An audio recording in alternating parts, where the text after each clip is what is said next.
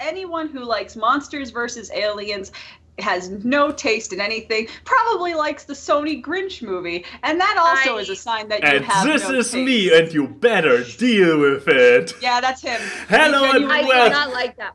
Hello and welcome everybody to the Awkward Cast, where ANY and Keyframe wonder about random drivel and also about horrible taste in movies.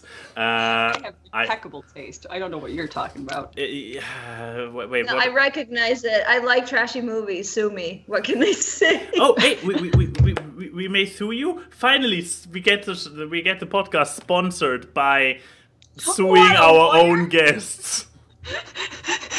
This podcast was inspired by Dragonfoxgirl's money. Speaking of which, Dragonfoxgirl, welcome to the podcast. Exactly. Who are you, and why the hell should we care? And Well, for somebody so I hope that obsessed, you care. You've been my friend for like 3 years now, so. For somebody Yeah, 3 so years. obsessed with the rule of 3, you should really get it down, Keyframe. But yeah, Oh. please, I guess Talia for short? Yes. Yes, okay, because Dragonfoxgirl doesn't roll off the tongue. But yeah, please, introduce yourself, sorry. Well, my name is Talia. I'm 23 years old. I'm from Paraguay, South America, and I am a professional illustrator, and now I animate in 2D as well. And that's what I've been doing for the past 8 years on the internet. So yeah, that's me. That was short and Short to the and point. sweet and to the point. I like it. Yeah. What is the, there is a certain film that you have on your YouTube channel that a lot of people probably know you from, if you want to expound about that. The spider and... Hello? Hello? Why is everybody... Oh, Something I is died weird. for a second. Okay. I died for a second there. Okay, apparently everybody You died. refresh me. No, oh, I can refresh you indeed. Give me a second. Oh, refresh me.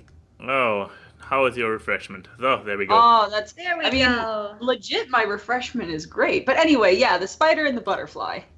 I assume well, this one here. Oh, this is a commercial of a guy Ever since being gross. let's see. Okay, so like in 2015, I traveled to the United States for the first time to study animation and game art design in Kansas, in Lenexa.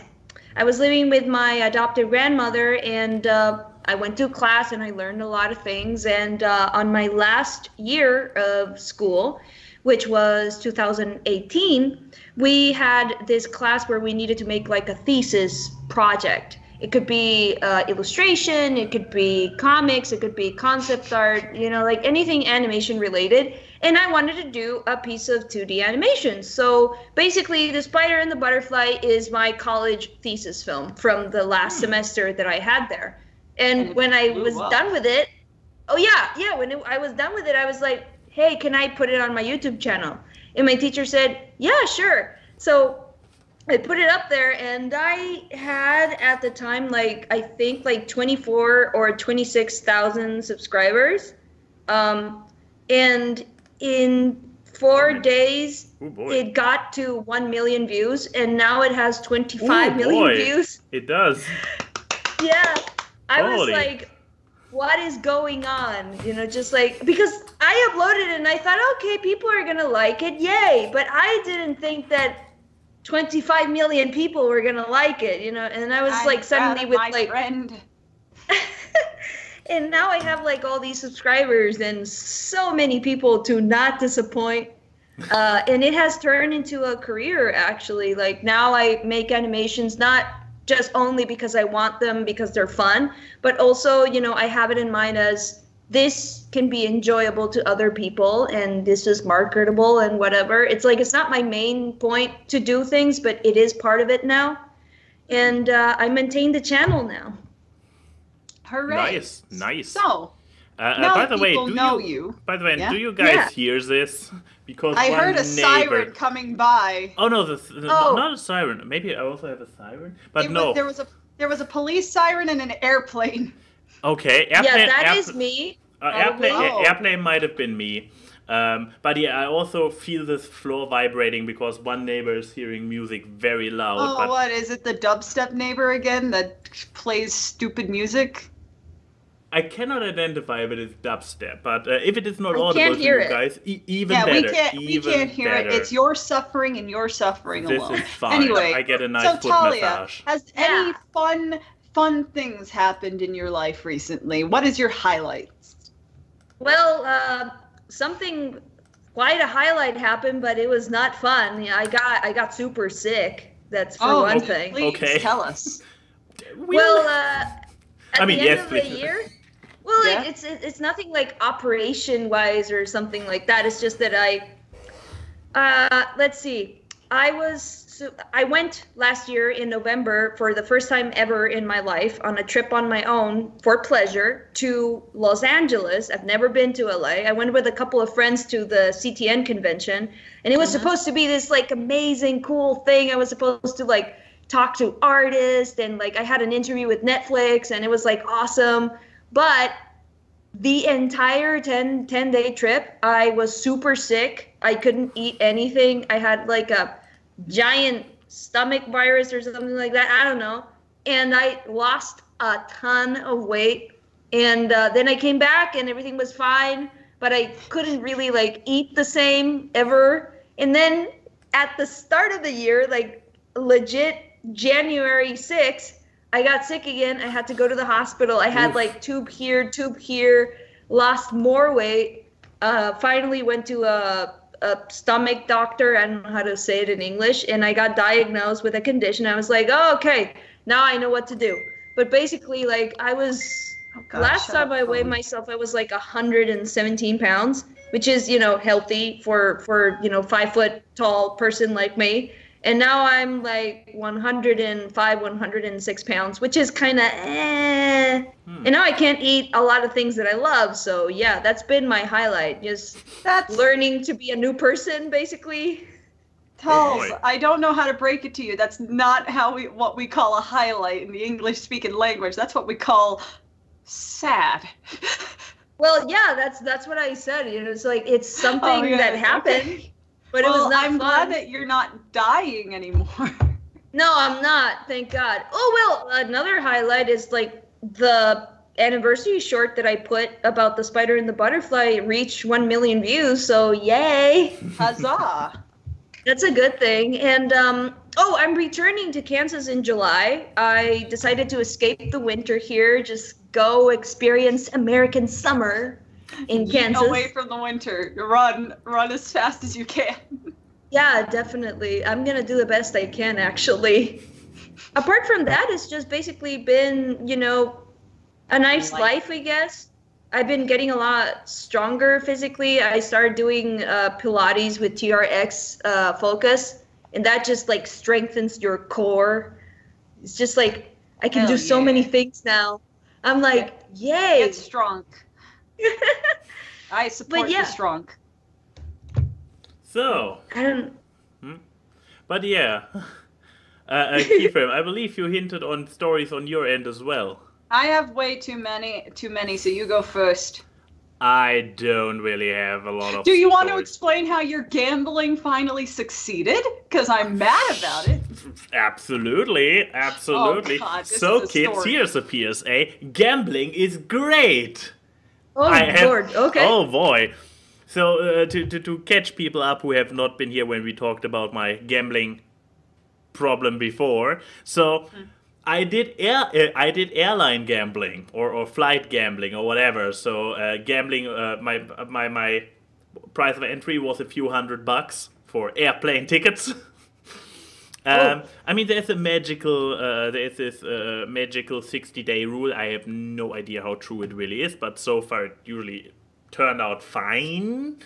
I mean, it's probably a self-fulfilling prophecy. So the rule is 60 days before you do a flight is the best time to buy tickets, because apparently there's a sweet spot. Obviously, you can get cheaper ones before and after, but 60 days is an alleged sweet spot. The problem is Murphy's Law. You look at it, you either get it or not, and then you don't look later or sooner, whatever. So I just play by the rule, by the 60-day rule. Usually, unless I plan a trip too short notice, and I plan it when already it's less than 2 months. By the way, no AWKWARDCast next week. But yeah, on a related note. A great way to on a say, related note. But yeah. Sorry, we'll be doing something much more important. Going to a beach. Exactly. Ooh, fun! Oh, yeah. I'm so jealous. You're gambling. Yes, so the gambling was that I was like, okay, I'm past the 60-day rule. I have no fucking clue. I see a flight here for 800 to 900 bucks, and I'm like, maybe I'll wait. I'm now in past 60-day rule. I don't know what happens. Maybe it goes down. Because there was a weird flight that didn't really appeal to me. It started into the wrong direction, so I wanted to fly west, but it was to Poland, which is like east from here, which is like Poland for like an extra day. Oh no, this was yet another one, but there was a variation where I could spend an entire day in Poland. That's true. Nothing against Poland, but it's the wrong direction, literally. Well, I've never been to Europe, so I don't really have any thoughts on that. Believe me, it is. Poland is just the part of Europe that no one goes to. They invade. Wow! Oh my god! Wow! Anyway, continue. Yes. So yeah, but the thing previously was like that. Prices went slowly up, then suddenly a new one popped up, and I was like, hey, this is a nice looking one, but I'm busy today. I book it first thing tomorrow, and it went up like 250 overnight.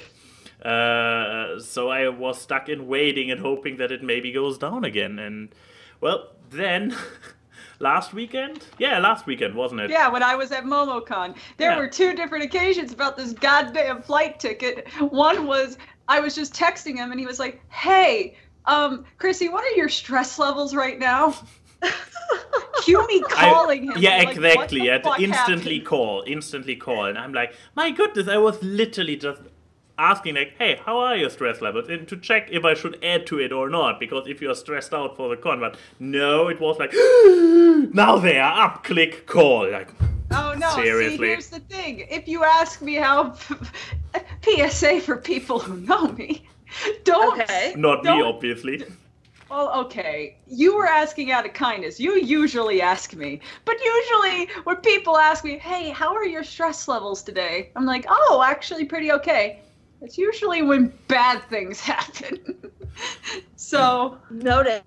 Hey, very similar to my I wouldn't situation. be conditioned for it if some people didn't make that conditioning, Max. But yeah, then last weekend, I believe I actually talked about it last show, but I'm not sure. But No. nevertheless, last weekend suddenly popped up a flight for 650, so the cheapest one for this entire trip I have seen to this point, kind of proving me right in my gambling, and I got that one. Yeah, he texted me being like, hey, is this the right dates? It looks too good to be true. And I was like, yeah. And then he was like, okay, well, booked. And I was sitting with my boss, Will, of DA Games. Oh, yeah, you sent me a message. Spent £900 to get to this trip to MomoCon. Pounds is even more than... Yeah, so I showed him the price that you got booked, because he was like, oh, yeah, he's been doing the flight thing, hasn't he? And I was like, oh, yeah, this is what he got. And he was like... put on a video message. His video message was, as a European, I'm genuinely upset. Let me but see. yeah, Can apparently gambling works if your name is Max. But yeah, the thing also is like oh yeah, he lands at 9:45 at night. Yeah, so much for the luck thing. But no, the other thing is also that if it makes all of you feel better, I also booked my flight for BC the other day, and it was around €1,000. So karma. Well, I didn't try to gamble. I just bought the ticket. I know. Because I realized that I'm also already breaking the 60-day rule, and I was like, shit, I'm already late. No, I'm not doing this again. I'm just getting one. It looks fine. Whatever. Watch this. I'm making fun of him now. But when I have to buy tickets for Eurofurence, I'm going to be the one spending $1,000, and it's going to be like, but yeah. I never made fun of you. For everybody, since we haven't had Will on the AWKWARDcast in, I don't know, 1.5 years, have Will on the AWKWARDcast.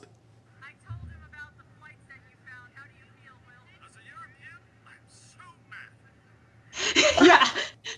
But yeah, so You besides got that on video. That's Yes, I did. awesome. So besides that, nothing has happened in the life of Max? Stress. I mean, due to the upcoming trip, here's the thing, in 2 weeks I have a release at work. Due to this trip, I'm losing basically 2 days, additional days in advance to this release, because the release is on Wednesday, the first day when I'm back, so it's already done. So I need to finish all my stuff for the release until Thursday, so... I'm sorry? Better Well, be. I know that you can pull it off. It's just a lot. It's just quantity. It's like grinding. I was stuck with it for a week or something, like breaking finally through. I did finally break through, but it's still I'm sorry, Key is dying. She's melting. I feel bad. I was the one who pitched this trip. I didn't know there was a release. I did not. I mean, in all fairness, I was not expecting to be stuck on my part of the release for so long. And there was a different thing we had to push out of the gate 2 weeks prior, which then had a lot of aftermath, because my dear colleagues in sales who are very like... what was the comparison again? Oh yeah, right. There was apparently this skit by Steve Martin or whoever, about the stand-up comedian, like talking about horse races and what goes through everybody's head, and then he reaches a point where he is like, "And what do you think goes through the head of the mind of the horse? Big of A, big of A, big of A, big of A, big of A." And yeah, this is basically our sales agent, and they systematically tried to break this new feature we implemented a few weeks ago, and I was stuck in damage control for nearly a week, which kind of delayed my own progress. So yay! You're gonna deserve this break when it happens, man. I think everybody deserves a break. Or I have to bring my laptop and sit on the beach in California and be like, working. Speaking of laptop, I'm so sorry that I've been moving around so much. I'm just trying to find a better light that doesn't make me look like you are a such video an feed from artist. 2007. You are such an artist. Oh my god. Thank you. Know what? Let's lighten up the story with the stories from Keyframe. Wait. Okay. Stories that are never depressing. Hey guys, do we I'm have ready for that. Guys, do we have a Saber Spark here? What? Oh! Hey, my boy, how you do? Oh. Or is it? I assume it's him. I mean, it says Saber Where? Spark official, but it could also be somebody who is... No, it's probably Saber. Hey, Saber, how you doing? I'm gonna be talking about MomoCon now. Oh, please, go ahead. Wait, he was there too, wasn't he? Yes, he was there. I saw we pictures talked on about, Twitter. I just saw him freak out about Godzilla a bunch. I haven't seen it. Please, no spoilers. Oh no, I haven't seen it yet either. I'm just Saber and Aficionados Chris are just giant Godzilla nerds, so I learned a lot about Godzilla that week. But no, I went to MomoCon in Atlanta. That's why I wasn't here. It was a lot of fun. Honestly, it was just a very unproblematic convention, which is the best news I can ever say. Wow. Georgia is where like Cartoon Network is made, so there's a Cartoon Network store inside like the CNN Center that's next to the Con Center. So your girl went in there, and Of course. I don't have the one shirt. I bought a Johnny Bravo shirt because, of course, I did. I think it was like if looking good is wrong, I don't want to be right, because it's great. Oh, that's what he used to say. That's right. Yeah, exactly. And it was great because I was wearing it around, and then me and a bunch of like my friend Michael and then Chris and stuff, we just kept quoting Johnny Bravo throughout the entire day, being like, "Police, there's a handsome man in my mirror." Oh wait, that's just me. But and then besides that, I will say I am an adult that has earned her money hard working. And with that hard working money, I bought a reusable Scooby-Doo cup. It's gorgeous. I was going to compliment it. Hey, I filled this thing up with maybe 20 cans of Red Bull over that entire week. Oh, Lord. Well, here's the thing. We were all VIPs. So we were able to go into the VIP room where all the actors and everyone is, where you can relax. And they had a whole smorgasbord of food and things. And then they had a cooler full of Red Bull. Wow. So I may have like procured many of Red Bulls from that, so I just had the energy to live. At one point, one of the people that was with us at our table was like, what is that? What number of Red Bull are you at today, Christine? And I'm like, oh, 5. Hey, but they were like, you're gonna get kidney failure. And I'm like, well, Keyframe. wouldn't be the worst way to go. What? Do tell. Have you had Red Bull at a previous convention? No. So, we're having this convention where you have a good experience for one, and it happens to be the one convention you have a lot of Red Bull. Gonna come into BronyCon carry a crate of Red Bull, be like, hey guys, I'm ready to have social interaction. So I have a question. Yes? I've never been to a giant convention. Like CTN is like a convention, but it's different because nobody like stays there to sleep and stuff. It's like, but like I've never been to a genuine like American convention like MomoCon or BronyCon or anything. So like, what's that like? Oh, well, MomoCon is a giant anime and pop culture convention. So it talks about cartoons and video games and anime and all that stuff. You have, I think, like, the guest there was, like, they had the whole main cast of Steven Universe. So Estelle, Zach Callison, Didi Mango, Michaela Dietz, like, the entire cast. I actually got to go to the panel that Estelle was on, and I got to ask a question, and they all act like their characters. They are just their characters. Estelle is just Garnet. But no, and then they had like the English voice actors for Froppy and Ochago and Deku there, and then video games. They had like basically half the Overwatch cast, like a lot of people. And this con's been around for like 14 years, and they had. Their attendance must have been somewhere in the 10 to 20,000s. It's a huge con. They're actually moving it to a different venue next year because there's so many people.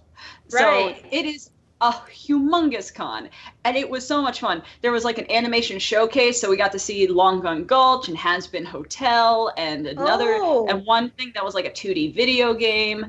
It was really cool, and I just, it's hard to describe it because it was such a blur of just going from place to place, going into the exhibit hall, getting the best pair of sunglasses that I ever bought, and then another pair for $25. I got to meet Dan Salvato, the person who made Doki Doki Literature Club. Yeah, they had a bunch of Doki Doki merch, and I bought a Just Monica button that is also in the property of Sean. They had teaser buttons for the Steven Universe movie, and they finally gave a release. It's going to be in the fall. And fall is what month? November, September, October. Wow. So somewhere there. And then they were. There was like 1,000,005 video games. At one point, we were walking through the exhibit hall, and they were just showing an episode of My Hero Academia on a big screen, and I was like. Yeah. But it was like subbed, which I'm just kind of like, I hope you have a good seat in the front, because how do you watch a subbed anime in the back where the captions are at the bottom? Well, I don't know. I mean, the only anime, I don't know if it's anime. I mean, it's a Japanese production, so I guess it's an anime. But the only dub thing that I watch is Agretsuko. I mean, that's and fair. That's it. But yeah, let's do a quick roundup for everybody in the show, but also in the chat. Sub or dub? I will admit dub. I'm dub. I'm 100% dub. Dub. I don't want to read my shows, but like there was all that, and then Friday came. Oh God. We were going to a party with all the musicians. So like Oreo and Adisaurus and a bunch of people at their Airbnb. It was going to be a fun time. We were walking. There was someone's driveway there. Underneath their driveway, where the driveway met the lawn, there was a pothole probably about 6 feet deep. You can't see it if you're walking from the road to the place. Huh. Guess whose shoe fell in? My foot fell in. I went forward. I had enough foresight to be like, I'm not landing on my face today. And so I leaned so my legs would be the first thing that falls. And then skidded like 3 feet forward, and I was like, oh, I'm in pain. And, wait. This was a con that you say was not bad? This is entertaining. Let me just say this. But like, so like Chris and Will and people were like, oh, let me help you up. And then I got up and sat up. And I just saw all their eyes gravitate to my leg. And I had like, here's the calf, like the calf of your leg. I had just a skid mark all the way down, only like a little bit that wasn't my ankle from my kneecap down, and just all like it looks like a bunch of cats just went, and then a chunk taken out of my ankle, and I was just like, oh. And then the shock faded away, so I started to actually feel the pain. I'm like, ah! Blood? I don't like blood. And so we made our way. Yeah. Could we maybe redefine funny? No, here's the funny part. So we make our way to the Airbnb. Like we walk in. These people have already started drinking. So you have a place of 10 drunk 20 to 30 somethings looking at this bleeding, limping girl being like, oh God, let's help you. Trying to like, I sat there mostly in amazement of these people trying to figure out how to patch up a wound. And they were like, okay, just make your way to the couch. You'll be fine. So I played Smash Brothers with a bandage up leg, and that was great. But like, it was just so funny to see like these people kind of acting like 12-year-olds or 10-year-olds, not knowing what to do and trying to find a mom that isn't there. Like, right. And then like, yeah. Sorry. Go. No, go ahead. No, I was just gonna ask. Do you want me to share my breaking leg story? No. What's happening to this show? Welcome to the injury cast, where we explain how I didn't break anything. It was just cuts. Gory details, please. Well, I didn't break it either, but it's like a figurative speech. Okay. But like, I can tell it. It's funny too. It's like stupid we'll save and it funny. for the post show. But no. And then on top of all that, I get a call from Sean being like, hey, Kai's contact lens is stuck in his eye and he's freaking out. Can you come to the Hyatt? I'm like, sure, buddy. So I'm just waddling over to the Uber, going back to the Hyatt, walk up, and they're all like panicking, being like, Chrissy, we've tried to take this contact lens out for an hour. And I'm like, okay, lean your head back, Kai. Can I go now? And they were like angry at that. They were like, how'd you get that out so easy? I have more than 2 brain cells. But like, yeah, so overall, great con experience. But yes. Also, now for the important part. Since you mentioned half the Overwatch cast was here, did you get to talk to Meg Merther? No. Did you run into Gigak? No. Complete waste. Yeah, nothing we can do. Moving on. The voice actor for Lucio finally. Oh, of course. You know, Yes. If it makes you feel any better, I know a lot about Overwatch, so you can lecture me on that. Oh, but no, like I met the voice actor for Lucio, I met the voice actor for Deku, and I met the voice actor for Amethyst. I wouldn't call this a waste. I could get Deku on the podcast, and I think that's pretty swell. Is the person behind the voice also somebody for the cast? Is the question. Yes, that's what I just said. But no, like I had a very fun time, and then besides that, when I came home, I just was like, okay, let's get work done. And essentially, I've made it to the point that all my work this week before my break it's a bunch of supervising work where I basically get everyone's color palettes and I tell them what they're doing wrong. And I think I have, looking at my priority list, I have like 10 or 12 of them that I have to do this week, and they never get it right the first revision check, so that's gonna be fun. Hey, another stressful week in front of I know! people. You know what? I'm going to be the one trying to sit with a laptop on the beach being like... You know what? Here's Let's just stay inside where the AC is and work. Stay in the hotel. There's the pool out on the deck being like, that looks very nice, doesn't it? Yeah. Close the window. I don't want to hear people having fun in the pool. No fun allowed. Oh, Lord. But yeah.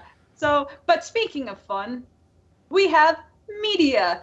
Talia, you're our guest. Why don't you kick off the media? Well, I want to share the pilot for the Villanos cartoon. It is this one's actually just in complete Spanish, but you can pretty much understand what certain things are happening out of context. Sadly, we have to wait a little bit longer for the dub, but what is interesting is that I was watching this pilot yesterday, and I'm like, I love this. This is so like I don't know if it like shows, but like it has such a Latino feel out of it. It just exudes my type of culture. So I'm like, is this with the they Top get Hat me. guy? Oh, Yes, the Top Hat guy. So Yeah. it finally turned into its original show. Yes. This is the pilot. I don't know what's gonna happen. And the amazing thing is that this is like hand drawn. You can tell that it's like completely hand drawn. Yeah. I don't know what software they use for, but probably. The thing is that if you see the picture of the people that worked on this, it's like this tiny little team. I can actually look it up right now. I'm gonna look up the picture and I'm gonna pop it up right here. The thing is that I was, I watched it. I was like, yay, this is amazing. And then I started scouring on Twitter because the creator of the show. I love the way his mouth is animated. Yeah. The show just looks great. They went all out. They really went all out. And they updated Black Hat. I mean, he used to be like very round and the cartoon used to be like more goofy. And in this pilot, you can see that there's like a lot of influence from the fans because Black Hat is like more menacing now. It's like his jaw is like more angular and like you get the mean daddy sort of vibe. That shadow-haired girl kind of looks like a character you would draw. Actually, that's a funny thing. That character's name is Penumbra. Penumbra. Shadow. I designed a character with that name, a female character with that name. And I'm like, look at that. But yeah, just... Okay, let me copy this. Okay, so But like no, I found I love this show. I love the shorts when they came out. Yeah, I believe we had it the is shorts. an amazing show. Yeah, I believe we had the shorts before on as a medium, but now there's a... Why is there still audio playing? Didn't I try to stop this? No, you failed. Apparently. Oh wait, don't pause it. This is when Dementia comes out. Okay, let's have a look at Dementia. Manic lizard lady. I recall her You liking could totally her too. cosplay her. I want to. Definitely. I just need to figure out how do I get Wait away with that a massive. second. Now that I see her, so this is a character you draw a picture of, didn't you, Talia? Yeah, I love drawing her because like it's like, what if I was a crazy ass scene girl? Yeah, probably, most likely. But there's I like don't one want to thing play that, too much of the episode, otherwise, there's We like make one it- thing that caught my attention when I went into Twitter. Yeah, that's the one that I drew. Yeah. She's like so crazily devoted to this like gigantic villain. He's so like menacing, and it's so much fun to play with that dynamic. I like twisted, fucked up things. What can I say? Oh yeah, I love that she is just apparently she's implied to be a science experiment because in the teaser there was like a blueprint of her and she sleeps in a test tube. And I just love that her like whole thing is just she can crawl on walls and she's basically designed to kill people. Yeah, she is designed to do that, exactly that. I mean, but the thing is this. Oh, sorry, you were speaking. no, I just going to say something pervy about having the hots for an animated psychopath. We can talk about that like all night long if you guys want. We can make a new podcast. And just like Keyframe is 100% right, but I'm still. I just wanted to recommend people, remind everybody out there that there's a very important rule in life, namely never stick your dick in crazy, but that this seems to be one of those many and growing amount of exceptions that I do have. Anyway, Talia, please continue with your media. List. Okay, so the thing that happened is that I wanted more information on Twitter about, how such a small team of people did such an amazing piece of animation. And I was very surprised because what I found was that a lot of, and this is basically what I'm translating, I'm ad-libbing from Spanish tweets, is that a lot of people that worked on this project were not credited. And they were laid off. Oh, it's a DreamWorks scenario, a DreamWorks sausage party scenario. Oof and oof. What I gathered is that people have been working on this particular pilot for like 2 years, basically. And this has been in production for 2 years. And there's like one tweet in particular that caught my attention, which came from an artist that worked in the show. His name is, let me just get it for you. His name is Benji Santiago. And basically what his tweet says, okay, after 3 years, this was my last participation from this production. I walk away disappointed because at the end, they didn't know how to value the work that a lot of people gave for this production, basically. That's what the tweet says. And then he goes on to say that he basically, worked on this, but he wasn't credited, that he says here that he, alongside another person, designed the superhero character from this particular pilot, and they weren't credited.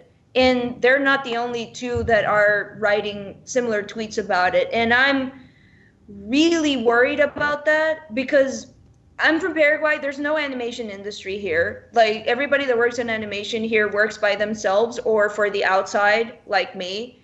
We do know each other, but it's not like we go somewhere to work. So I don't know anything about the Latino animation industry in Mexico. And sorry about that. The dogs know more about the industry. Yeah, they're also complaining apparently. But I got really worried because this is such a big thing. This is the first fully, completely animated show for Cartoon Network that is done in Mexico, Latin American country.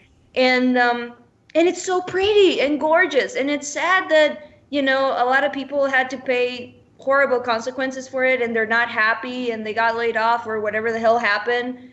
But I just don't want all that drama to affect the possibility of this becoming a show because it's too good.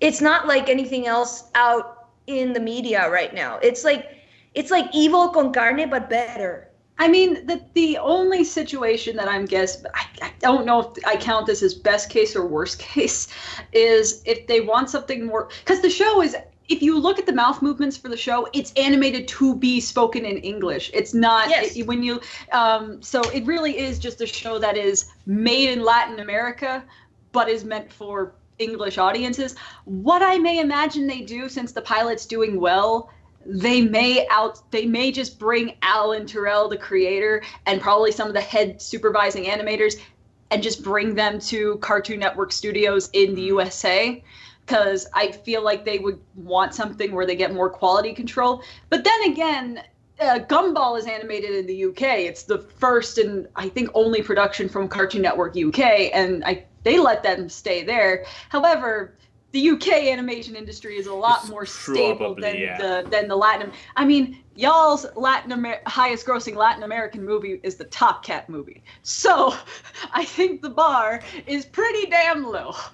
But, I do want this show to prosper. It's just kind of the thing of like, it's just another example of the animation industry not respecting its own creators. Because like I was saying, DreamWorks did that, laying off like 500 people after How to Train Your Dragon 2, which caused like me and my shadow to die. Mad about to be discontent, to be put on permanent hiatus. You know what? What? I went to DreamWorks Studios last year, like on my trip. I have a friend there that works there. He actually worked on the last How to Train Your Dragon movie. His name is Guillermo, and he took us to a tour, and like we met all the animators and stuff like that. They're so sad about the fact that Me and My Shadow died that they have like a whole hall of all the concept art and all like the work that they did. That's just heartbreaking. I was like looking at all of it, and you know, like things that might have been, you know, like pieces of like hand-drawn animation you could actually like flip and look at it. And I'm like, I turn to him and I say, Guillermo, I just want to know, you guys know that this is dead, you know, just like, okay, nothing's ever completely dead, but that this movie's not going to happen. But everything else is still in this wall. Like, why do you guys just keep putting it up there? Because it's a reminder that it's not going to happen. And he's like, well, we just love it too much. You know, maybe we think if we keep it in the wall, maybe people will decide to give it a second chance or something like that. For context, for people who don't know, Me and My Shadow is a canned DreamWorks project that was actually going to be a mix of 3D animation and 2D animation, where the shadows in the shadow world were completely 2D hand-drawn animation, and the character models of the actual people would be 3D. And like Bill Hader was supposed, or Flint from Cloudy was going to be like the shadow,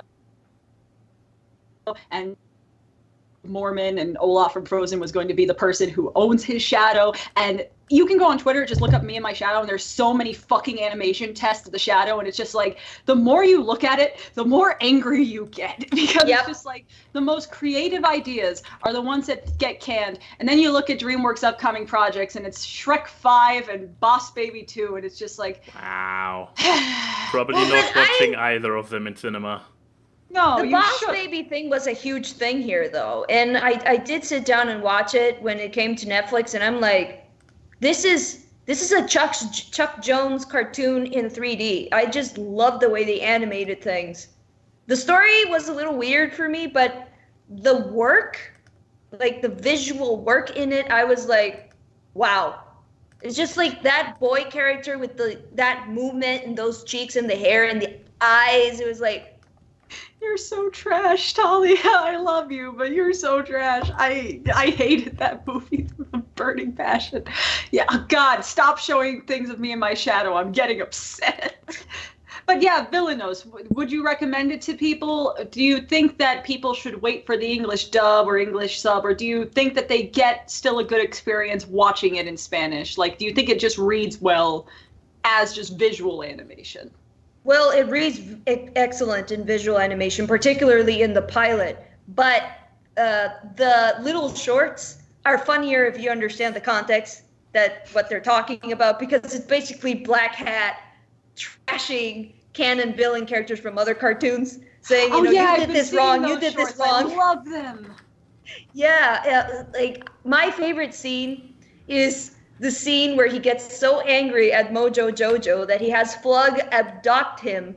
And then he's like, Mojo Jojo is tied to like a board or something. And Flug is like there with this like syringe with like green neon fluid in it. And like, don't worry, I'm not going to hurt you. I'm going to hurt you a lot or something like that.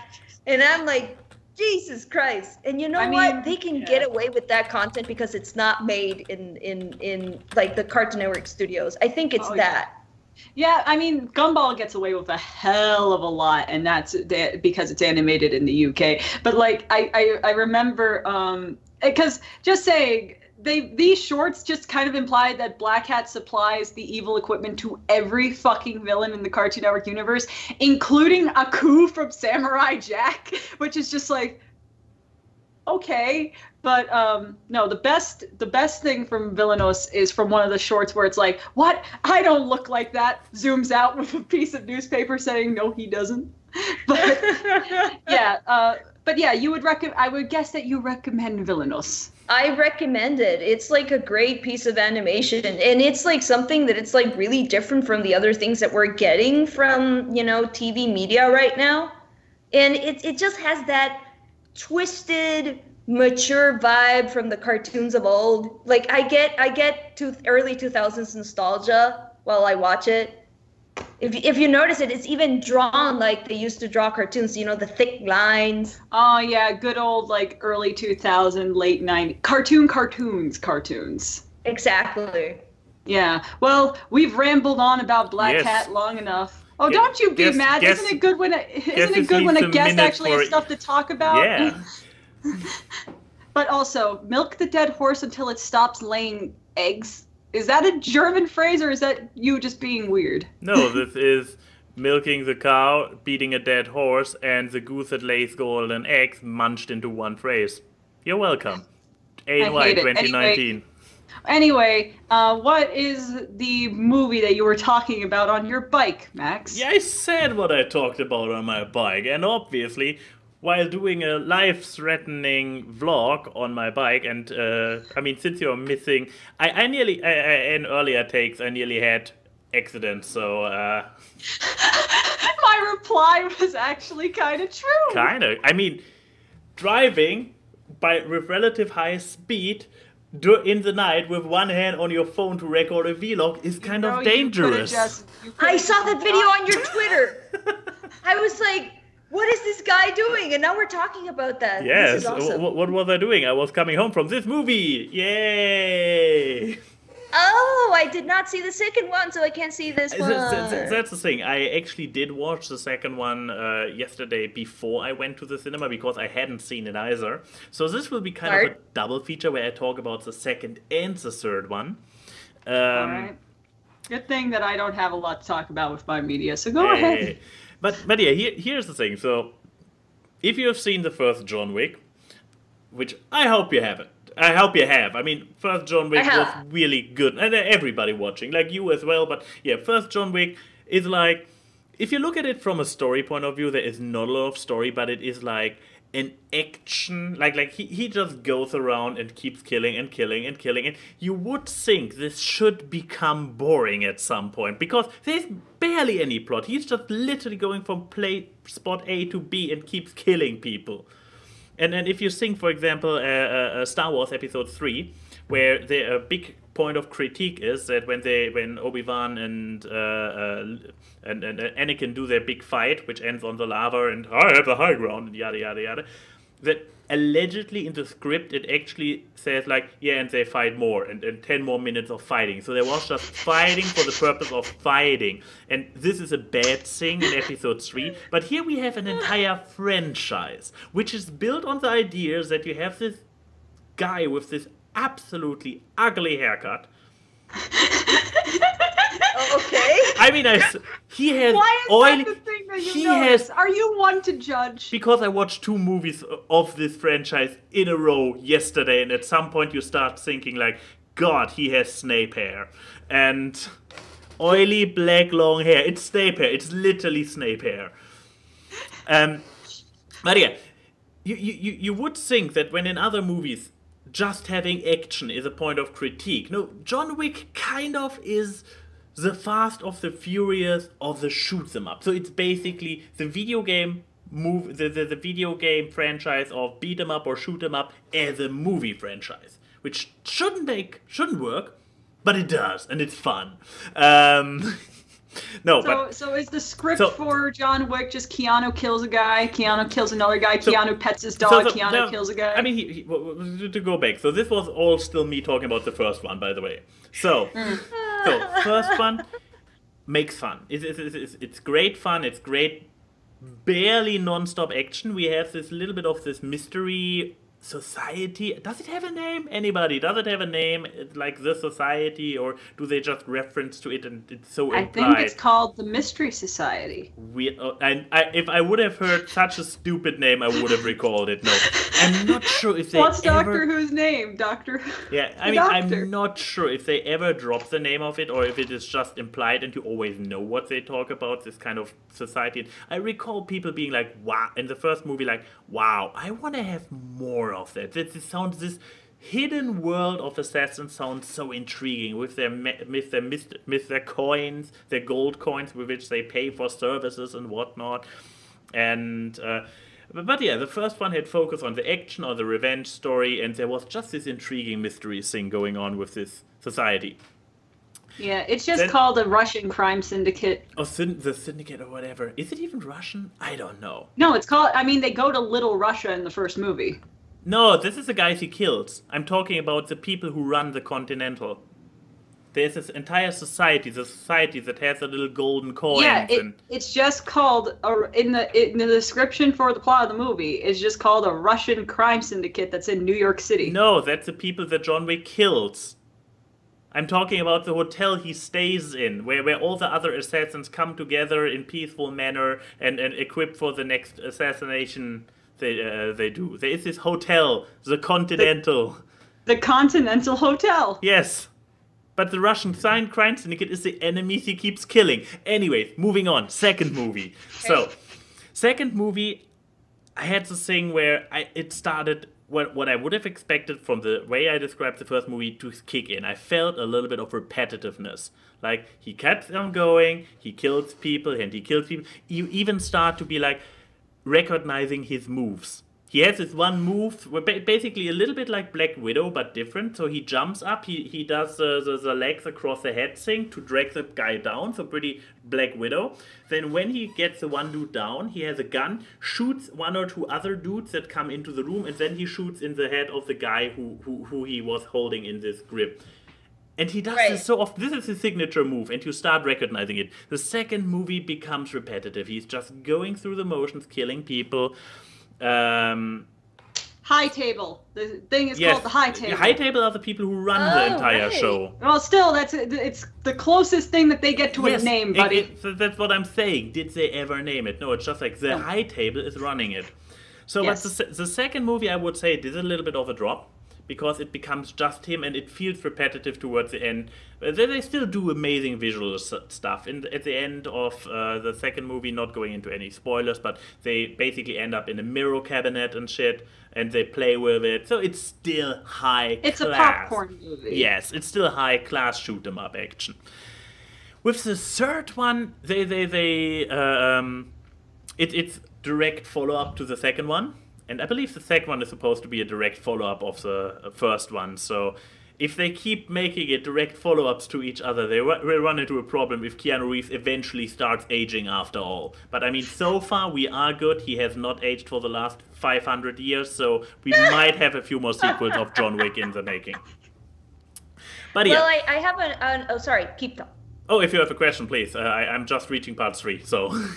Oh, okay, so like, I agree with you when you say that it's such a simple movie, the first one. Mm-hmm. It's just him, going from point A to point B to C, killing people. But I think it works because you get with him why he's doing that. It's just like if they killed my dog and stole my car. Yeah, I know. Absolutely. And if I had the abilities to do that, I would probably do the same thing. It's just they killed his dog. So For it's no like reason. Exactly. Yeah. Like, it's the same thing. My mom is like, "What are you watching?" And I'm like, "I'm watching John Wick." It's like, "Why is he so angry?" And I'm like, "They killed his dog, Mom." And she's like, "Oh, okay." Like that. Makes sense. And they kept it creative. Taken, they steal the daughter. Okay. You kill a dog? No way. No. You did. But yeah, so second movie, and in the second movie we see him actually struggle, because that's the problem. He already eradicated in a solo, eradicated an entire Russian crime syndicate in the first one. So what do they do in the second one? They just give him this counter guy who also has an army of dudes he just goes through. So there's a repetition. So third movie. The third movie, they switch a lot of the focus to this high table and syndicate and whatnot, and they expand a lot about this mystery assassin world, and I would say they are jumping the shark hard. I mean, what does that mean? Without spoiling, I mean, people have probably seen the promo material, the promo pictures, like him walking through the desert, and at the end of the desert scene, it's like, wait, really? That's for you, really? That's kind of stupid. And is it like Nuke the Coke stupid, or like okay, fuck it. It's John Wick. So if wrong button, right button. So Here, okay, John Wick, if you really don't want to hear a mid-movie spoiler, now is the time to unplug your headphones until you don't read spoiler alert anymore. But I'm gonna use this opportunity to move, to a better light. Absolutely. Once again. But yeah, here's the thing. So it doesn't really change a lot of the plot, but I still want. And you don't watch John Wick for the plot, do you? So in the middle of the movie, he tries to get to the guy who is above the table. So there is a high table that runs everything, and it has 12 seats, and there's one guy who is either the leader of the table or even on top, even above it. I don't know. It doesn't really. So yeah, he walks through the desert, and it's like, oh, at the end of the desert, you either find him or not. And then he gets picked up by a guy with a camel, and he gets dragged to a tent, like a sheich tent. Do you call it, like oil, like a desert people, like fancy desert people. What are they called? Sultan, whatever. Yes. Sheich. I mean, is sheich a word in English? Okay. No. Yeah. Okay. Whatever. So out in nowhere, in the literal desert, and in this tent, no electricity, no whatnot, and there's this dude with his turban and just like, John Wick, and he's apparently the leader of everything. Like, how does this make sense that this dude in the desert that you can barely reach without dying runs everything? How? Like, okay, yeah, you took the mystery very literally and did the most exotic mystery thing you can come up with, like a dude literally in the desert in a tent. Like, what? And well, okay, but enough of that. So, but yeah, besides, they try to build on this entire myth of the society, but I would say they overstepped it, but they also went more goofy. With the fights, they felt like me after the second movie, where the fighting started to become repetitive. In this movie, we have death by horse. We have fight scenes on motorcycles. We have what else do we have in this movie? We have fights in with multiple. We have fanboys. We have fanboys fighting against John Wick because they're so big fans of him. It's amazing. But it turns from a rather serious revenge story into very goofy territory, but still takes itself seriously. So I'm not entirely sure. It left me a little bit of mixed feelings at the end, like the goofiness, the overplaying of the mystery card,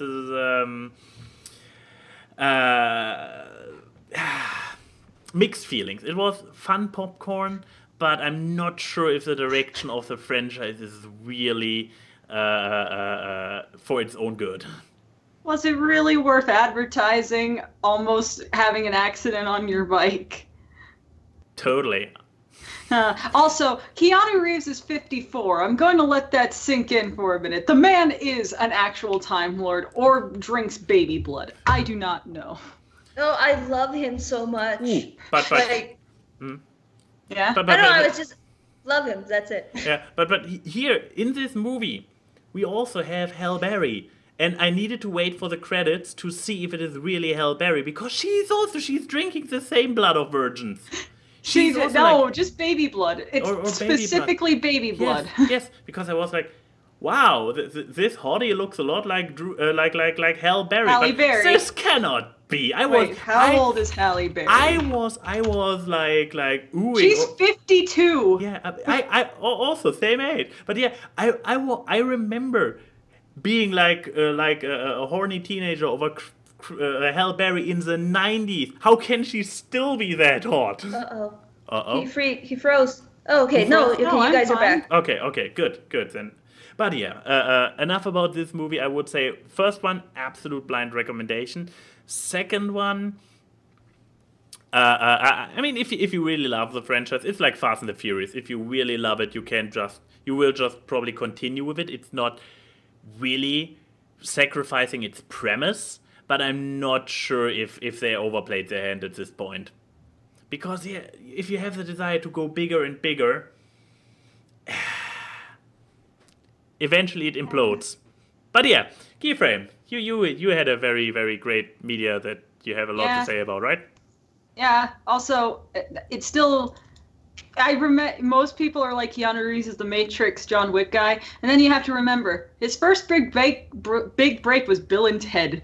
Let that sink in. If you could start from that and go to this, you can go anywhere. That's true. But no, I watch Netflix while I work, and yeah, I found out that I guess recently they put Life of Brian on Netflix. It's a classic, and I would say it's one of the funniest fucking films of all time. If you don't know what Life of Brian is, it is a Monty Python production in that, like, Eric Idle and I think John Cleese and stuff made it. And it's very much that Monty Python-y humor. It is about Brian, a person who was born the same day and next door to Jesus Christ. And he is confused for the Messiah. And then shenanigans. It is such a smart movie. And watching it now, it very much actually has, because when you first watch it, it's funny British humor. And then you watch it again and you're like, this is actually kind of topical now in the allegory of false prophets and people looking for deeper meanings in something that's not. Like, one of the biggest scenes in the movie is a crowd is gathering around Brian thinking that because he said something Jesus said, and they're all making up their own miracles that happen out of basically mundane things and completely ignore that Brian is kind of there. So they more think about the ideology than the person starting it. So they don't even listen to Brian. They're more like, what does their view of what he stands for? And it's so smart. And then what was it? What? You are the Messiah. I am not the Messiah. Only the Messiah would deny being the Messiah. Okay, I am the Messiah. He is the Messiah. Like, my favorite line from the movie is when he wakes up naked after being with Judith, and there's a whole crowd, and then like his mom is like, he's a mess, all right, but he's not the Messiah. But like. The interesting thing about the movie is that it actually completely lost its funding. And I think Monty Python had really successful movies beforehand. Keep in mind, Monty Python was one of the biggest shows back in the 60s and 70s. It was one of the first crossover television hits besides maybe Doctor Who between America and the UK. Because like music-wise, the British had a huge crossover in America. That's why we have the British invasion. Movies and TV, not so much. That is very much a 21st, late 20th century thing. But Monty Python was one of those exceptions. And so funny enough, when they completely lost their funding from the studio, in comes George Harrison from the Beatles being like, I'm going to finance this entire movie. So I didn't know that. So once again, the Beatles saved the day. And George actually plays a character, like a cameo thing in the movie as Mr. Papadopoulos or something like that. But it's just, it's very hard to explain why comedy is good. Like you could talk about what makes bad comedy very easy. You could talk about what makes good drama and good horror. It's very hard to talk about what makes comedy good, what makes something funny. The biggest thing I could say, which is just a skill with Monty Python Productions, is timing and embracing absurdity. Because all their films can be described as farcical. I mean, one of their movies was literally a sex ed class where the teacher is having sex in front of them, and no one cares. Like they're just talking casually while the teacher is porking his wife. And that is one of the funniest scenes ever. And then, like, it's just, I mean, when you watch Monty Python skits like the Ministry of Silly Walks or the Dead Parrot sketch, it's very much that type of humor where you embrace the absurdity by viewing it as their normal. To us, it's not. But to them, it is. They just fully encapsulate it to where they are not exactly goofy. You view it as, oh, that's just how they are. Because you can tell when someone's being overly exaggerative, overly goofy, that it's an act. this actually feels genuine. And I feel like that's the skill of most good British comedy, and especially Monty Python-esque humor. And I can't recommend Life of Brian enough. I mean, if you like Holy Grail, you'll like Life of Brian. I personally think Life of Brian is better than Monty Python and the Holy Grail. I know that's kind of a hot take with some people. I would agree. Well, you have some good taste. And also, you and I relate on some points, so, but, like, I know a lot of people view Monty. Is this because I said I like B-movie? No. He likes Monsters vs. Aliens. You are fine. Oh, okay. But it no, has like... Hugh Laurie as a mad scientist cockroach. One cast member does not make a good movie. I'm not. I never. make the movie about him. And it just kind of sounds like BoJack Horseman as a lizard person. I never said it's good. I just said I like it. It's not good. Oh, that makes sense. I mean, to be fair, I like Over the Hedge, and that is not a good movie. Oh, this was my favorite movie for the longest time. I watched the DVD like 100 times. Objectively, it's not good, but goddamn is it. No, Over the Hedge is a good movie.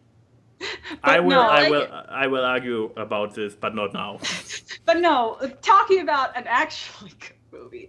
I know a lot of people view Holy Grail as like a classic and like one of the pinnacles of comedy, and it is. I mean, only the genius of Monty Python can make having just a person walking around with 2 coconut shells making the horse clapping sounds be as funny as it is. But like I just think Life of Brian is better. It's a better structure, and it's more, I wouldn't say thought-provoking, but when you watch it now in the 21st century, it's ahead of its time with what it's analogous with. And it's just, I really recommend it. It's good to see classic good movies be put on Netflix, because Netflix kind of throws shit at the wall and see what sticks, because sometimes you get good modern movies like Marvel and that kind of stuff, and then you get their Netflix movies, and then you get Riverdale on there, so it's just kind of like, yay, good stuff being put on there. And go watch it. And it's also on German. Definitely Netflix. save it. Yay! For once, German regional things actually keep constant. No, but yeah, I have it too. Like, I think I do. And if I don't, I can probably, pirate it, because I live in Latin America and that's possible. So. Yeah. VPN. But yeah. Go watch Life of Brian. It's a good movie, and you'll feel better for having it in your life. Thank you, Monty Python. And now for something completely different. Hey, that's actually a good segue. So welcome to the Q&A, where we answer your questions. Sometimes they're good, sometimes they're bad. Other times we don't pick them because people are not creative. Anyways, so from Jittering Coffee Wizard, great name, if you could steal a skill from someone like the aliens from Space Jam, what skill would you take, and whomst would you steal it from? Jamster, you always come up with the good questions. Okay, so if we could just siphon someone's skill set, what would we take, and whom would we take it from? What if someone's skill set is being extremely good looking? I don't know. You're already doing that, Key. Oh, shut up. But no, like, because there's many of celebrities I would. If I steal the good looks of a male celebrity, would I just have the essence of the good looks, or would I become a dude? That's the question. Because I could steal. Well, either way, you win. I mean, that's very true. I could steal Chris Pratt's good looks. No, you know what? I would steal Chris Pratt's charisma. That's the skill set I would take. I would become the most charismatic, funny being in the world. People wouldn't care if I'm fat or buff. People will still love me. And that is, there you go. I would steal Chris Pratt's charisma. That's my answer. What about you, Talia? Oh man, this is a hard question. It is. And I also want to point out that since Jittery said like Space Jam, there might also be physical changes coming with it. Oh right. They did not just grow basketball. Did not just they get also basketball skills. They grew monsters. and exactly. So keep that in mind. What would charisma turn me into? Would I just have a winning smile? Like, what would it be? You get crisp red sideburns. Oh, hell yeah, boy. I don't know how that would look on a female, but I want to see.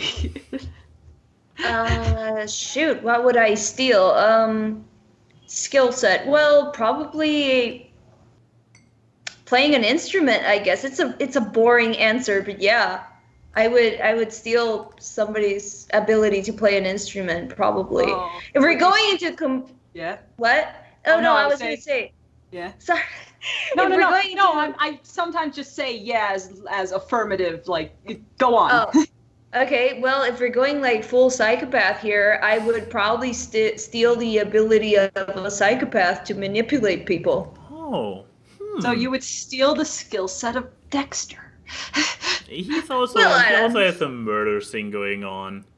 I mean, the thing is, when I think of psychopaths, I think of the multiple serial killer documentaries I watch. So, well, let me rephrase it. I would steal someone's ability to be extremely influential over other people, and I would use it for good and not for bad. Okay. I think that would work. Also, Darth Raven has a good choice of picking both Robert Downey Jr.'s charisma and Chris Hemsworth's body. I don't think the world can handle a person that has that combo. No, I don't think so. And Chris Evans' butt. That is the America's ass right there. But no, What about you, Max? What would you steal? It's a good question. I mean, we talked earlier about having John Wick's ability to kill, in case somebody kills my puppy. But think about this: if you steal John Wick's ability, you may get John Wick's hair. Oh, this is also true. But then again, as sad as it is, I believe he has still a healthier hairline than I do. But okay, yeah, but you would look like a fucking greaseball. Yeah, but I can kill people. And at the end of the day, I'm good with dogs because... anyways. But since he is not real, that's a little bit problematic to steal his skill set. Also, I might get his issue of kind of not being able to get out and getting dragged back in. And he's in a lot of physical pain constantly. I mean, but get this. You would be like, what is he, like 54, 56? How old is he again? Oh, he's 54. Oh my God, he's immortality. Yeah, and you would be immortal. You would get Keanu Reeves immortality.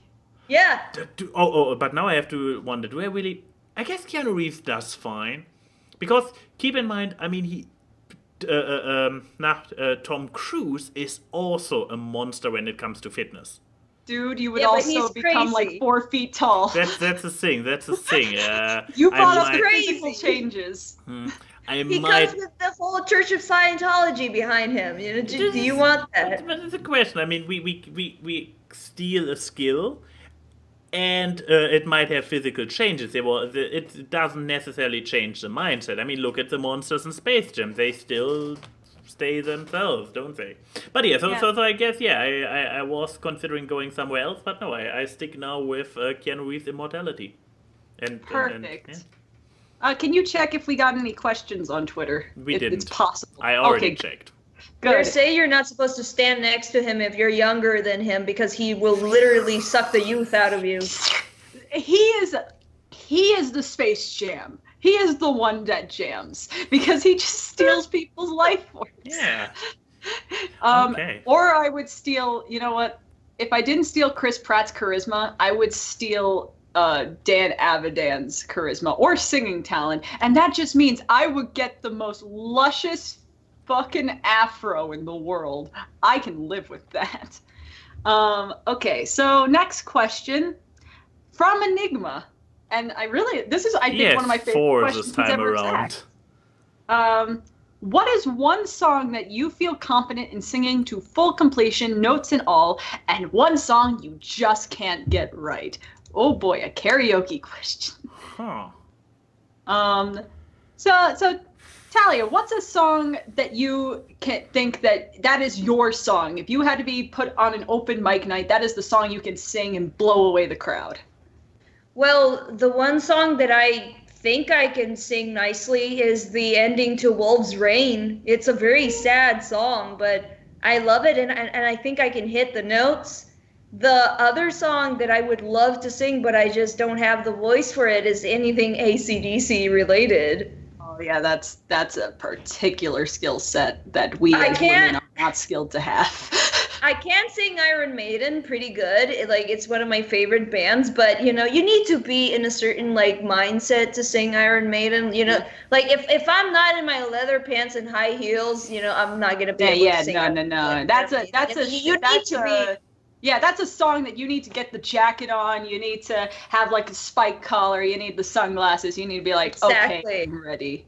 But yeah. Okay, so I guess I'll stall to give Max more time. Nice. I think the song that I could go with the cheating answer. I know that I could do any Green Day or Blink-182 song because their voices are kind of crap. Oh, they're not crap. Okay, they're not crap. They're just very funky. It's Bob Dylan. It's very unique in that it's because I was listening to Green Day yesterday when I was on my walk, and it's just do you have the time to listen to? It's a very head voice kind of singing voice, so it's very easy to do. I've never met someone who can be off key with Basket Case. Challenge accepted.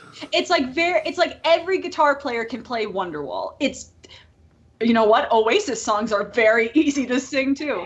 But the song that I love, there's two songs that I think that I love to sing, and it's Somebody to Love from Queen, and then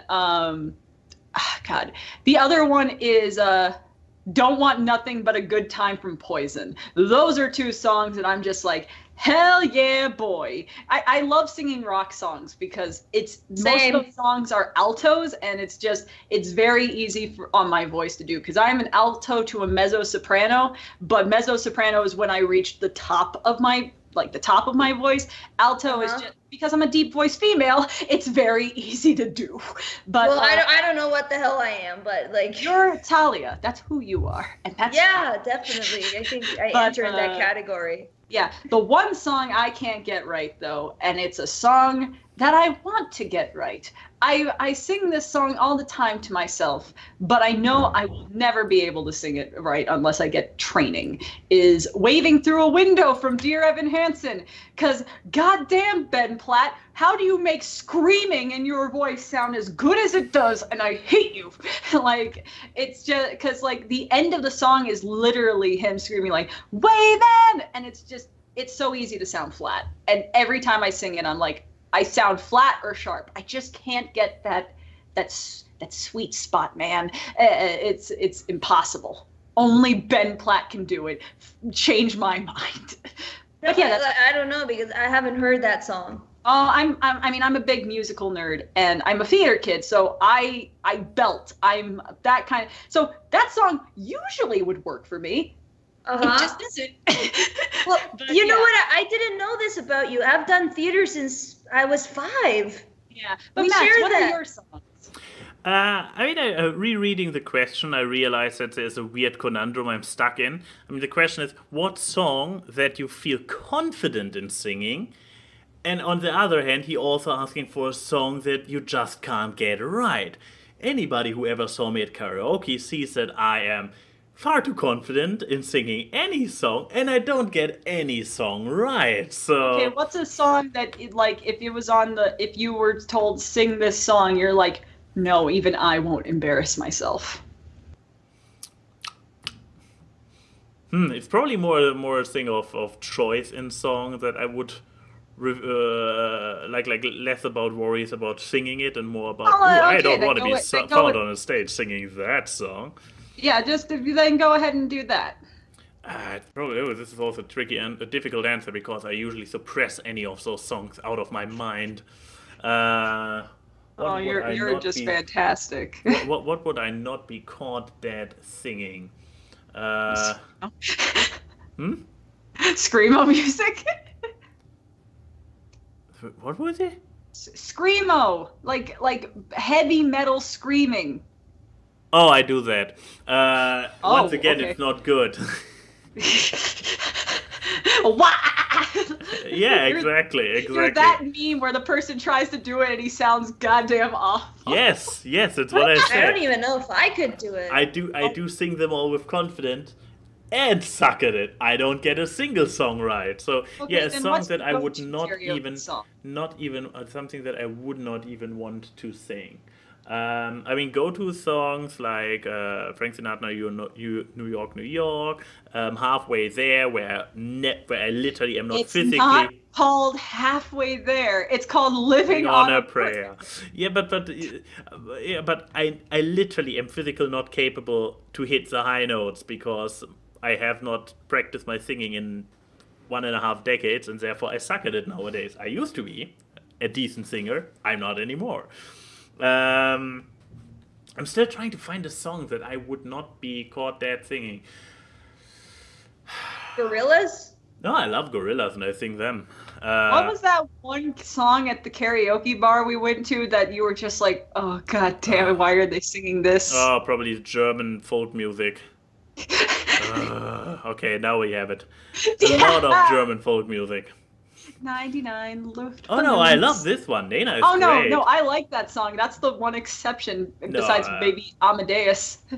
Oh, Falco also. Nena, I Falco, love that song. Ärzte, Toto Hosen. Then again, they are more punk, so they don't count. Anyways, next question, I guess.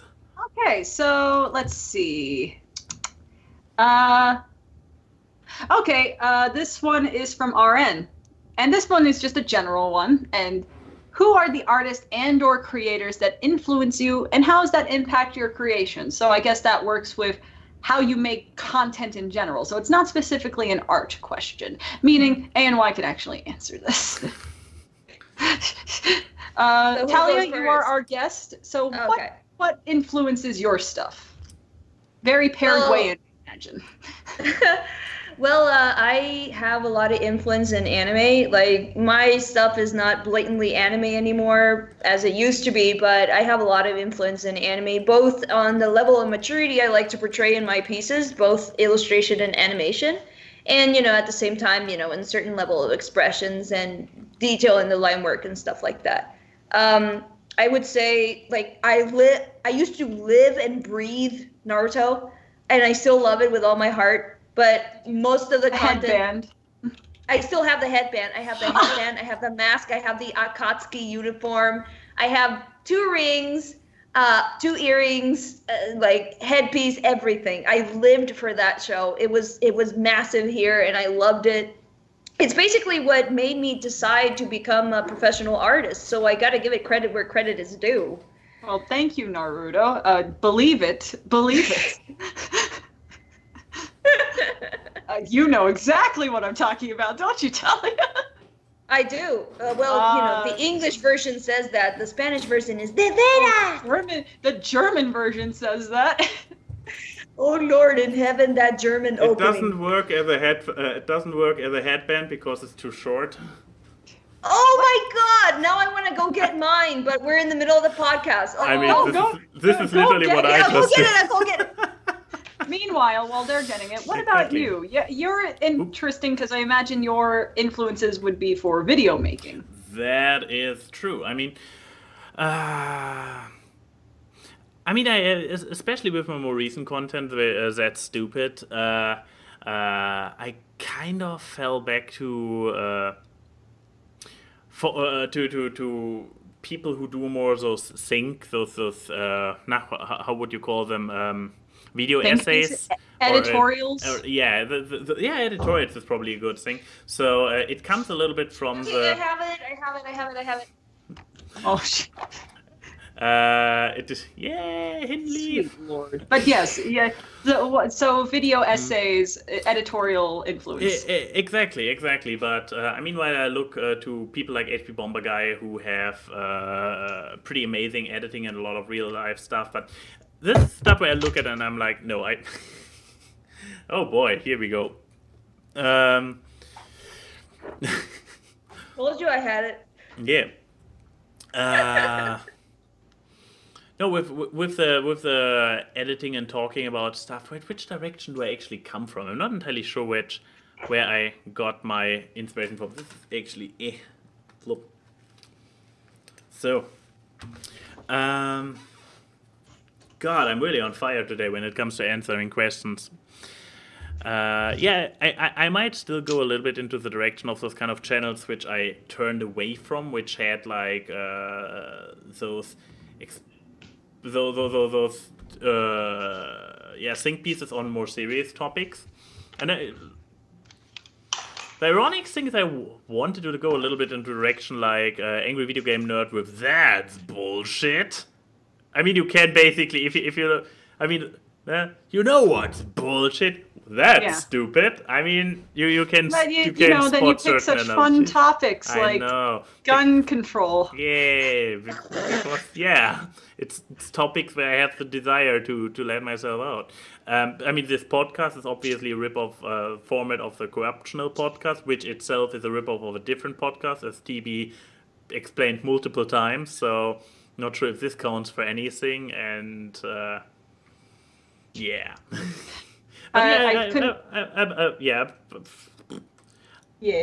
From I mean, where I started video-wise, I mean, it's a question like, where did we start inspiration-wise? I mean, Channel Awesome.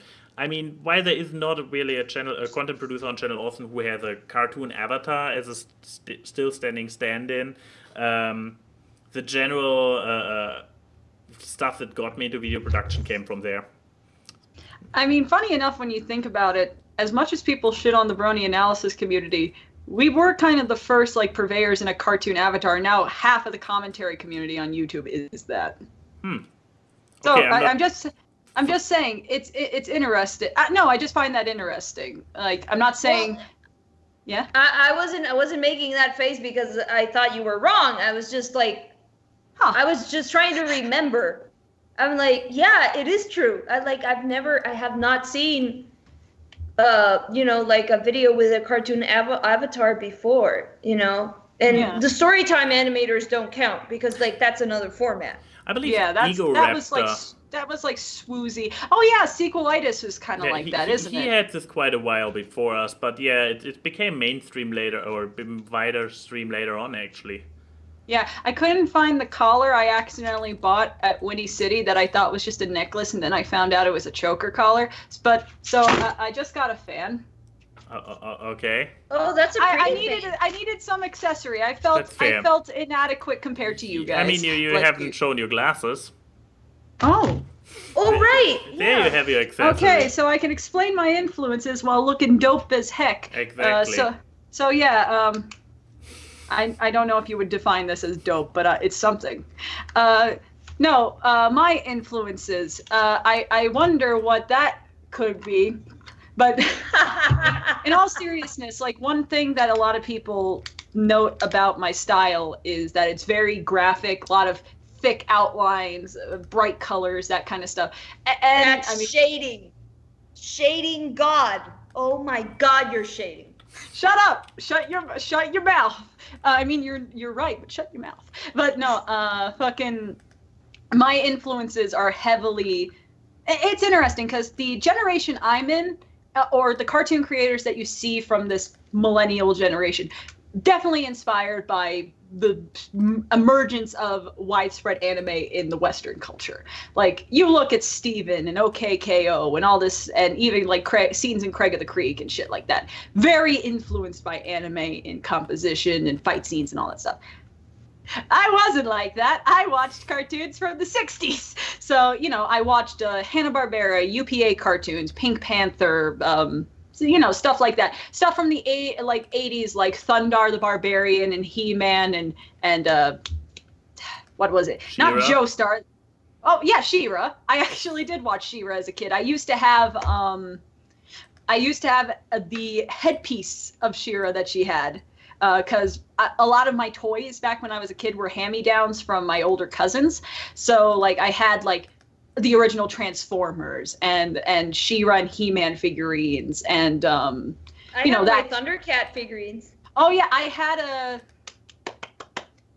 a Mun-Ra. I had like a Mun-Ra toy, and And like I actually had some of the original My Little Pony dolls and stuff like that. But my cartoons were very much like Flintstones, Huckleberry Hound, Josie and the Pussycats, the Archies. Like when they made the song Sugar Sugar.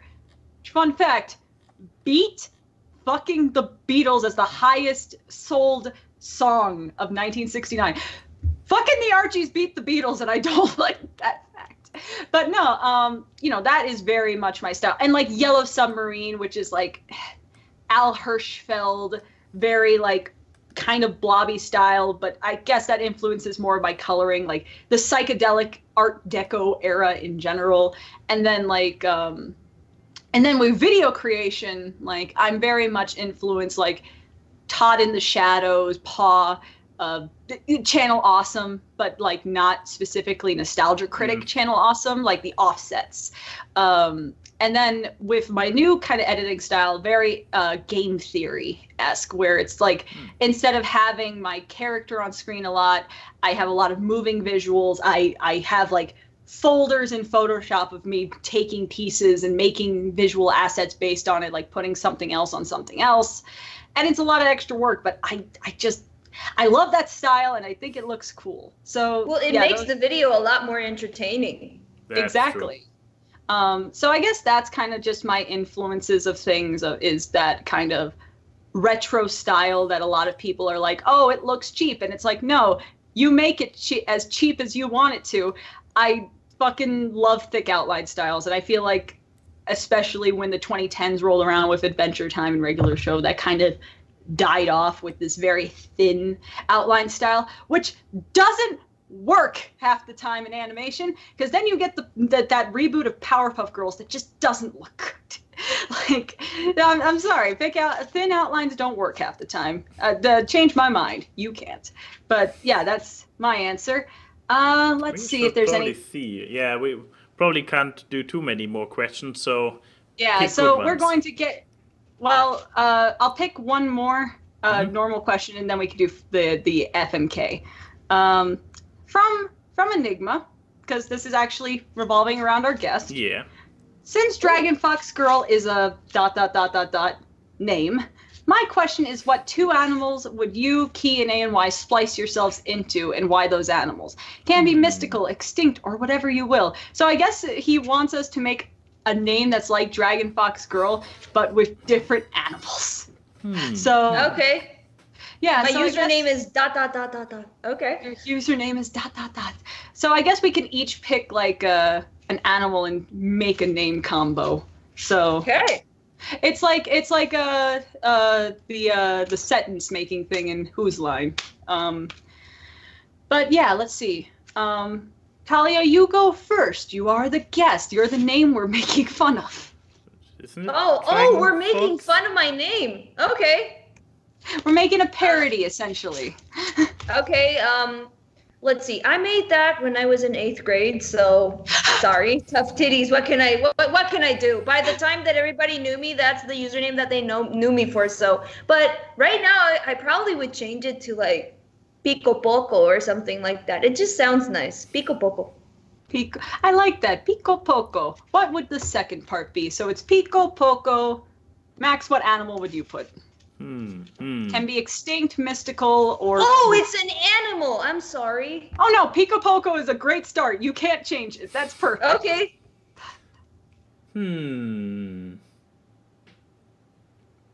I swear if you pick ferret, you'll win in the most predictable contest. I mean, it's my persona for a reason, but it needs to be a second one as well. So... Oh, the obvious one. So I would probably just go with Ferret T-Rex Man. Deal with it. I should have picked this as the last question because that would have been a perfect awkward segue, but you know what? This is where we live now. I guess mine would be... Beagle, Chimera, Individual, because it has to be some kind. It's the most random generator, but I love chimeras and I love beagles. And you know what? I am an individual, just like the rest of you. But yeah, so there's our names, guys. We'll be changing our usernames very soon. This is our rebranding. Are you doing this in Discord? Oh, god damn it. But yes, now we haven't added this to the How to Awkward video. We probably should. Sadly, we have to redo half of it because the times and everything in the video are not accurate anymore. I know, we have to update. Oh no. Yes. But we have a very special tradition here at the end of the show. Got it. Started by our good friend Wolfhead Brody. It's called Fuck, Marry, Kill, where we make people feel as awkward as possible. So from Wolfhead, this one is all about scenery. Fuck, marry, kill. An amusement park, a beach during sunset, and a thought-provoking museum. Yeet, ANY dabbing emoji. So we have to fuck, marry, or kill a setting. Okay. Okay. Which were the settings again? It was a beach, a museum, and an amusement park, a beach during sunset, and a thought-provoking museum. Keyframe, why don't you go first and let Talia see how to go about it? Just give me more time. Okay, well, you know what? While a beach during sunset is quite romantic, I feel like marrying a thought-provoking museum is like a match of wits. Because you know what? A marriage is not just romance. It's also, you're going to be stuck with this person for the rest of your life or until you divorce. So it's just kind of like, am I going to be stimulated both in mind and heart? And a museum, because if it's thought-provoking, it could be an art museum or a science museum. It could move you with being in awe, but also make you think. And why wouldn't you want that for the rest of your life, where it's not just mindless, it's also full of substance? So I would marry the museum. An amusement park is fucking fun, so I would fuck it. I mean, it's roller coasters and shit, man. And I've seen people apparently marry and have fetishes for roller coasters. Thank you, internet. I didn't need to know this, but... So you are killing the romantic sunset at the beach. Here's the thing. Because how much we fuck the earth as human beings, half the beaches are full of garbage anyway, so I'm doing a mercy killing. Okay. Reasonable. So that's my choice. Which one of you guys have made answers yet? Okay, I got my answers. Okay, go ahead. Please go ahead. Okay, I would kill the amusement park because, yeah, it's a fun place to be, but there's also screaming children, perverts that look at you in a weird way, and vomit and feces everywhere. At least where I live. What amusement parks have you been to that there's feces? South American ones, okay? Okay, South American. We know where to not go. It was like, basically, oh yeah, and let's not forget about, the 100-year-old rides that, you can literally see the nails falling down. It's just like, okay, so I would kill that. Okay, you know what? That's a mercy killing. Yeah, it's just like, you need to die. We had fun for 60 years, now go away. Let's see, I would totally fuck the beach because I live in a landlocked country and beaches are like rare stones that you get to see every once in a while, so... pretty much going to do that if that's possible because I'm not going to see it again because, again, live in Paraguay. And I would totally marry the museum for the same exact reason that you so beautifully articulate. All right. Well, there's the mind of femininity right there. Both people did not pick marry the beach. So what about you, Max? I marry the beach. No. No, first of all, I kill the museum. Why? Because the other two are better, and it's a museum. If I want to have something thought-provoking, I go on Twitter or watch one of my That Stupid videos.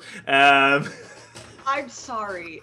Before you go, did you just say, with almost genuine tone, If I wanted something thought-provoking, I would go on Twitter. I mean, thoughts of my own suicide go up when I read this crap, so... Okay, fair. But okay, so you would kill the museum, probably burning it down. Exactly, I'm anti-intellectual. Oh, interesting.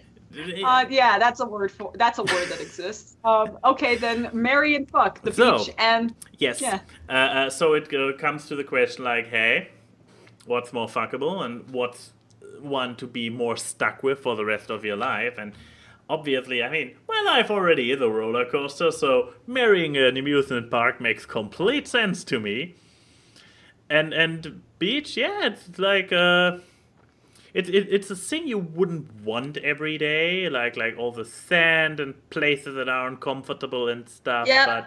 But in general, like for a short good time. Don't. That is the worst.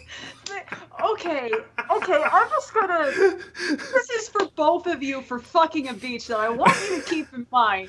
Sand is a thing. Yeah. Where exactly for the beach scenery are you fucking? Are you fucking... Oh, dude, you're complaining about the sand. Can we talk about the fact that we're probably gonna wake up smelling like dead fish? I mean, that is a very fair... It's like, what are you exactly doing? Because are you using rocks like for that?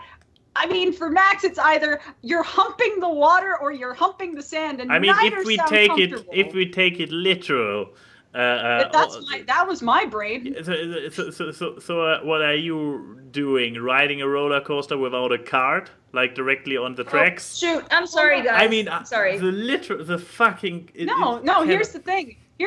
Literal with a roller coaster is that there's many vibrations on many of the rides, so that is a very easy stimulation for fucking. This is a very weird conversation. It's I mean, what would you call this conversation? Like, what's one word, an adjective that you could describe it as? Awkward! A and Y and Key say hi to the people in the chat. The memes are seen on this live stream as they talk about random crap. Time for awkward guests. It's the awkward. Random guests and funny gags on the awkward guests. It's the awkward. Hard work and analysis, which you do not want to miss on awkward.